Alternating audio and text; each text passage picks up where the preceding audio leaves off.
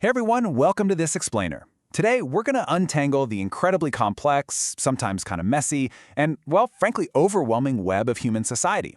I mean, just think about your own day-to-day life for a second. We are constantly surrounded by rules, traditions, expectations, structures at literally every single turn. Our days are packed with all these obligations that seem entirely detached from our basic biology. So today, we're looking at this fascinating source text that challenges the very foundation of how we live. We're going to move fast because we've got a lot of ground to cover, but I promise you, by the end of this, you might just look at your daily routine in a completely different light. Okay, let's dive into this. Why do humans need so many rules just to live together? It's a really deep, almost existential thought, drawn directly from our source text today. I mean, if we're all just living beings sharing a planet, why is it all so complicated? Now, we aren't here to push any kind of rigid agenda. Instead, we're just going to unpack exactly how the author of our source material answers this very question. Section 1. The Burden of Human Constructs, or Society's Heavy Rules. Let's get into it. Take things like the Manga Sutra, Sindoor, Jaimala, or even caste-based marriage systems and our massive complicated legal frameworks. According to our source, humans created these intricate symbols and systems not out of some natural joy, but largely out of a deep-seated fear of the future. The author argues that because our minds are constantly worrying about what comes next, we felt compelled to invent these symbols. Why? To force a sense of social and mental security. We use these constructs to bind people to responsibilities, basically creating this artificial safety net, all because we just don't trust the natural flow of life. And this brilliantly illustrates a fundamental divide at the heart of the text. On one side, you have human niyam, which is the rigid rules, the laws, the societal expectations we rely on just to survive alongside one another. But then on the other side, we have animal sahaj swabhav, which translates to pure natural instinct. The source points out this really striking reality. Animals don't need a legal contract to coexist. They don't need a complex societal structure to govern their packs or their mating. They rely purely on their biology and their connection to nature. Whereas we've drifted away into a system of our own making. So let's see how this builds into a very specific concept from the text called Bhanti. Bhanti is basically this thick layer of illusion on overthinking created by the human mind, and it sits right on top of our direct experience. The author actually believes that human thoughts, our ego, and our endless analysis block us from experiencing the real world. Think about it. We don't just feel the rain.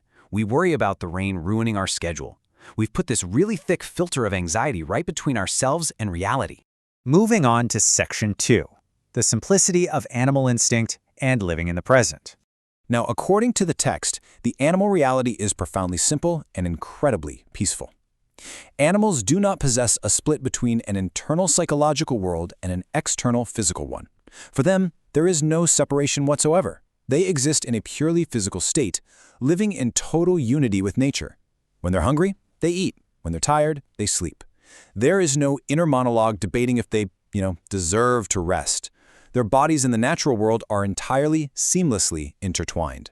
And there's a really stark contrast in how time is perceived here. The human mind is constantly weighed down by the burden of past regrets and this crippling fear of the future. We carry so much baggage. But then, look at the animal mind. It is perfectly peaceful because it's anchored completely in the present moment. The text observes that animals hold no baggage from yesterday and they have zero anxiety about tomorrow. They are just simply fully alive right now. Section 3. The Trap of Overthinking and How We Lost Our Way. The text outlines a really clear cycle of overthinking here. First, we deviate from our natural instinct. We just stop listening to our bodies entirely. Second, because we've lost that natural compass, we start doubting and calculating everything. We weigh every interaction, every relationship, and that leads directly to the third step. Because of all that doubt, we suddenly require external symbols, proofs, and rigid systems to trust one another. Our constant calculation has basically stripped away genuine, spontaneous connection and replaced it with contracts. The author makes a strong, specific claim here, neutrally observing that animals connect through simple attraction and instinct, entirely free of societal systems. The source text argues that fundamental human connections, things like reproduction, love, and partnership, should ideally be based on this exact same simple instinct. Instead, we've complicated these natural processes by filtering them through complex, highly constructed structures like caste-based marriages and societal approvals. And the author suggests this only brings us chaos. This brings us to Section 4, Finding Peace in Nature, an Engineer's Journey. Now, what's really interesting about this number, 16, what does it represent? In the source text, the author reveals that this is the exact number of years they spent sitting in classrooms entirely trapped in the formal schooling system. And frankly, they claim that those 16 years did not make them wiser. Actually, they claim those years only served to drive them crazy, detaching them completely from their natural instincts. Let's trace this journey for a second. It starts with those 16 years of basic school and college. Then, you add another 4 grueling years to earn an honors engineering degree. That is 2 solid decades of rigorous, stressful, formal education within the system. But then, look at the end of the timeline. A relatively short 3 to 4 years. And where were they spent? Out in the jungle. The author highlights a deep irony here. Decades of systematic learning brought them anxiety, but just a few rapid years completely immersed in the wild brought them absolute enlightenment and true peace. The author captures this realization perfectly with a powerful quote.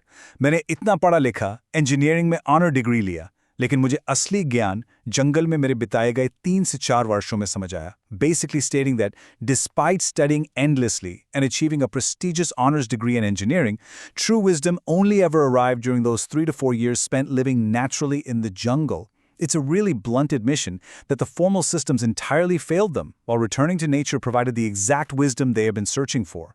For the author, chaos is now defined as sitting for hours in front of a book, absorbing endless layers of other people's complex thoughts, which just adds to that Bhanti, that illusion we talked about earlier. Peace, on the other hand, is found simply by sitting silently under a tree. The author genuinely views overeducation as a tool that ultimately detaches us from reality, whereas true silence reconnects us right back to it. So the overarching thesis of this entire explainer is beautifully simple. We are just animals who forgot our true nature. The source text passionately argues that there is absolutely no shame in being a biological creature. In fact, our greatest suffering, our deepest anxieties, and all our societal chaos, it all stems from the very fact that we try so incredibly hard to pretend we aren't part of the animal kingdom. Which leaves us with one final, pretty provocative question. Are our human systems actually making us crazy? It's something I want you to deeply reflect on as we close this out. Look at the rules you follow today, the stress you carry around, and just ask yourself how much of this is real and how much is just an illusion we created. Keep questioning, keep learning, and hey, thank you for joining me to unpack these fascinating ideas.